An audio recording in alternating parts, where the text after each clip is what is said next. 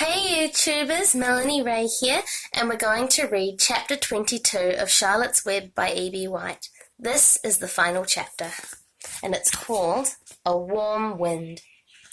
And so Wilbur came home to his beloved manure pile in the barn cellar. His was a strange homecoming. Around his neck he wore a medal of honor, in his mouth he held a sack of spiders' eggs. There is no place like home, Wilbur thought, as he placed Charlotte's 514 unborn children carefully in a safe corner. The barn smelled good. His friends the sheep and the geese were glad to see him back. The geese gave him a noisy welcome. "Congratulations," they cried. "Nice work." Mr. Zuckerman took the medal from Wilbur's neck and hung it on a nail over the pig pen where visitors could examine it. Wilbur himself could look at it whenever he wanted to. In the days that followed, he was very happy. He grew to a great size. He no longer worried about being killed, for he knew that Mr. Zuckerman would keep him as long as he lived. Wilbur often thought of Charlotte. A few strands of her old web still hung in the doorway. Every day Wilbur would stand and look at the torn, empty web, and a lump would come to his throat. No one had ever had such a friend, so affectionate, so loyal, and so skillful. The autumn days grew shorter. Lurvy brought the squashes and pumpkins from the garden and piled them on the barn floor where they wouldn't get nipped on frosty nights. The maples and birches turned bright colours, and the wind shook them, and they dropped their leaves one by one to the ground. Under the wild apple trees in the pasture, the red little apples lay thick on the ground, and the sheep gnawed them, and the geese gnawed them, and the foxes came in the night and sniffed them. One evening, just before Christmas, snow began falling. It covered house and barn and fields and woods. Wilbur had never seen snow before. When morning came, he went out and ploughed the drifts in his yard for the fun of it. Fern and Avery arrived, dragging a sledge. They coasted down the lane and out onto the frozen pond in the pasture. "Coasting is the most fun there is," said Avery. "The most fun there is," retorted Fern, "is when the Ferris wheel stops and Henry and I are in the top car, and Henry makes the car swing, and we can see everything for miles and miles and miles." "Goodness, are you still thinking about that old Ferris wheel?" said Avery in disgust. "The fair was weeks and weeks ago." "I think about it all the time," said Fern, picking snow from her ear. After Christmas, the thermometer dropped to 10 below zero. Cold settled on the world. The pasture was bleak and frozen. The cows stayed in the barn all the time now, except on sunny mornings when they went out and stood in the barn in the lee of the straw pile. The sheep stayed near the barn too for protection. When they were thirsty, they ate snow. The geese hung around the barnyard the way boys hang around a drugstore, and Mr. Zuckerman fed them corn and turnips to keep them cheerful. Many thanks," they always said when they saw food coming. Templeton moved indoors when winter came. His ratty home under the pig trough was too chilly, so he fixed himself a cozy nest in the barn behind the grain bins. He lined it with bits of dirty newspapers and rags, and whenever he found a trinket or keepsake, he carried it home and stored it there. He continued to visit Wilbur 3 times a day, exactly at mealtime, and Wilbur kept the promise he made. Wilbur let the rat eat first. Then, when Templeton couldn't hold another mouthful, Wilbur would eat. As a result of overeating, Templeton grew bigger and fatter than any rat you ever saw. He was gigantic. He was as big as a young woodchuck. The old sheep spoke to him about his size one day. "You would live longer," said the old sheep, "if you ate less." "Who wants to live forever?" sneered the rat. "I am naturally a heavy eater, and I get untold satisfaction from the pleasures of the feast." He patted his stomach, grinned at the sheep, and crept upstairs to lie down. All winter, Wilbur watched over Charlotte's egg sack as though he were guarding his own children. He had scooped out a special place in the manure for the sack, next to the board fence, and as I turned the page, there was a picture of the sheep telling off Templeton. On very cold nights, Wilbur lay so that his breath would warm the egg sack. For Wilbur, nothing in life was so important as this small round object. Nothing else mattered. Patiently he awaited the end of the winter and the coming of the little spiders. Life is always a rich and steady time when you are waiting for something to happen or hatch. The winter ended at last. "I heard the frogs today," said the old sheep one evening. "Listen, you can hear them now." Wilbur stood still and cocked his ears. From the pond in shrill chorus came the voices of hundreds of little frogs. "Springtime," said the old sheep thoughtfully, "another spring."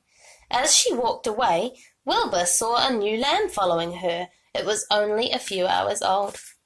The snows melted and ran away. The streams and ditches bubbled and chattered with rushing water. A sparrow with a streaky breast arrived and sang. The light strengthened, the mornings came sooner. Almost every morning there was another new lamb in the sheepfold.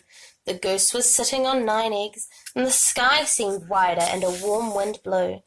The last remaining strands of Charlotte's old web floated away and vanished. One fine morning, after breakfast, Wilbur stood watching his precious sack. He wasn't thinking of anything much.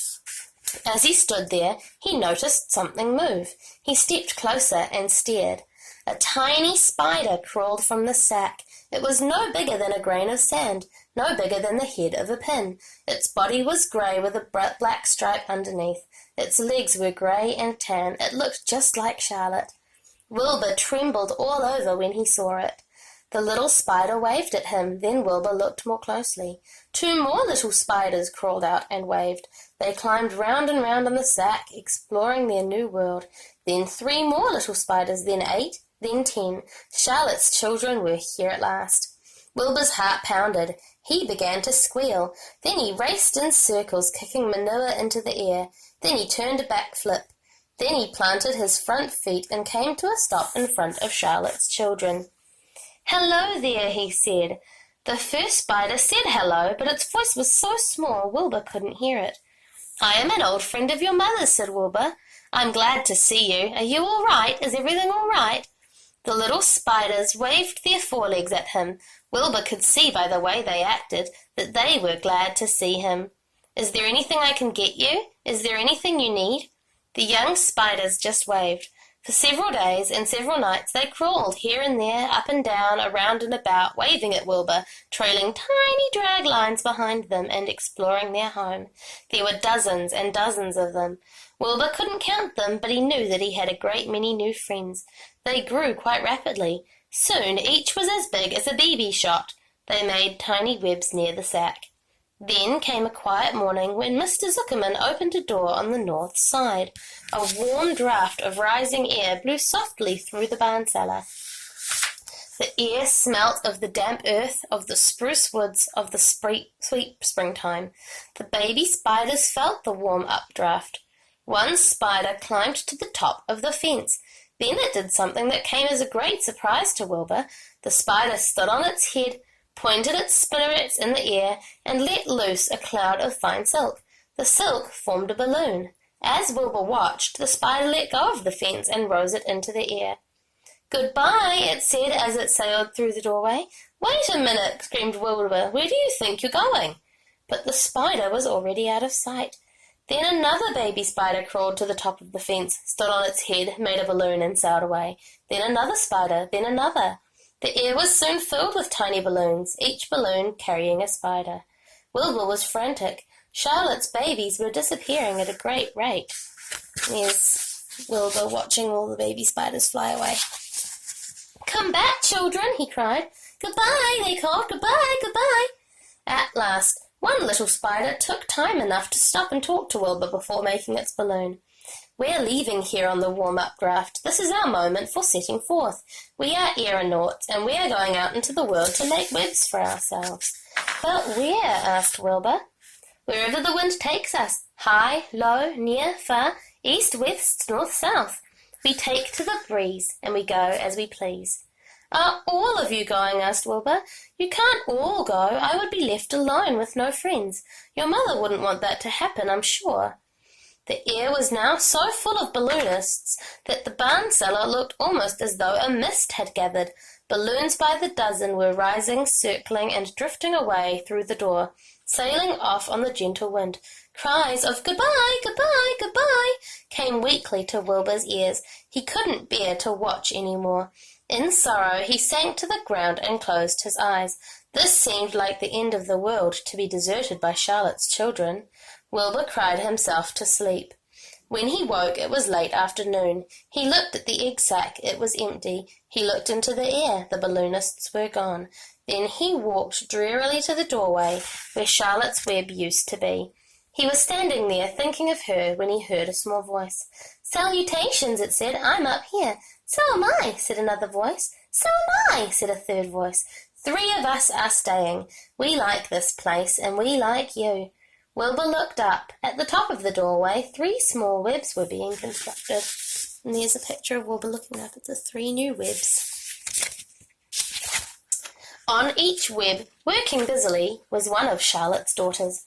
"Can I take this to mean," asked Wilbur, "that you have definitely decided to live here in the barn cellar, and that I am going to have 3 friends?"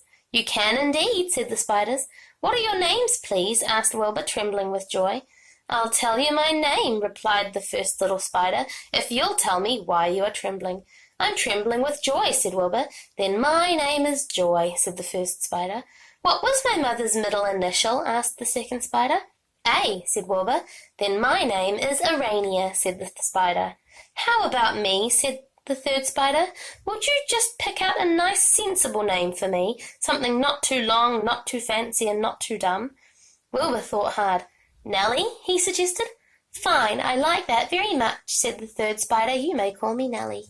She daintily fastened her orb line to the next spoke of the web. Wilbur's heart brimmed with happiness. He felt that he should make a short speech on this very important occasion. "Joy, Urania, Nellie," he began, "welcome to the barn cellar. You have chosen a hallowed doorway from which to string your webs. I think it is only fair to tell you that I was devoted to your mother. I owe my very life to her. She was brilliant, beautiful, and loyal to the end. I shall always treasure her memory. To you, her daughters, I pledge my friendship for ever and ever." "I pledge mine," said Joy. "I do too," said Urania. "And so do I," said Nellie, who had just managed to catch a small gnat. It was a happy day for Wilbur, and many more happy, tranquil days followed. As time went on, and the months and years came and went, he was never without friends. Fern did not come regularly to the barn any more. She was growing up, and careful to avoid childish things like sitting on a milk stool near a pig pen, but Charlotte's children and grandchildren and great-grandchildren year after year lived in the doorway. Each spring there were new little spiders hatching out to take place of the old. Most of them sailed away on their balloons, but always 2 or 3 stayed and set up housekeeping in the doorway. Mr. Zuckerman took fine care of Wilbur all the rest of his days, and the pig was often visited by friends and admirers, for nobody ever forgot the year of his triumph and the miracle of the web. Life in the barn was very good, night and day, winter and summer, spring and autumn, dull days and bright days.